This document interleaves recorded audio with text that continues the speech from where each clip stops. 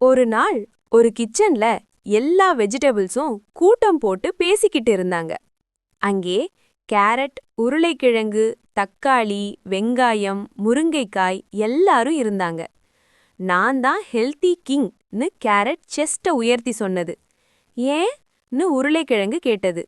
என்ன சாப்பிட்டா கண் நல்லா இருக்கும், ஸ்கின் க்ளோ ஆகும், நான் தான் ஹீரோன்னு கேரட் பெருமைப்பட்டது. அதுக்குள் உருளைக்கிழங்கு சிரிச்சு, அடப்பாவியே, எல்லா டிஷ்ஷுலையும் நான் தான் இருக்கேன்.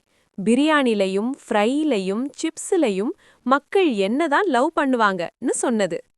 அப்புறம் தக்காளி ஜம்ப் பண்ணி, நீங்க இருவரும் காமா இருங்க, என்ன இல்லாம எந்த கறியும் ஸ்டார்ட் ஆகாது, நான் தான் பேஸ்னு சொன்னது.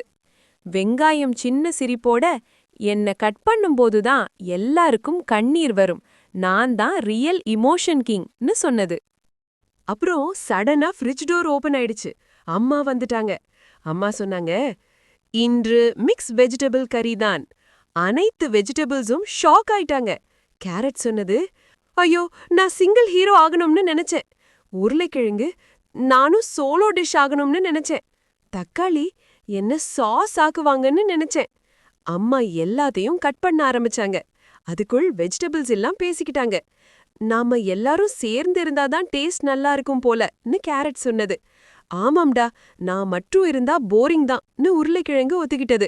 வெங்காயம் சொன்னது, நாம ஒவ்வொருத்தரும் இம்பார்ட்டன்ட் தான், ஆனா சேர்ந்து இருந்தாதான் சூப்பர்.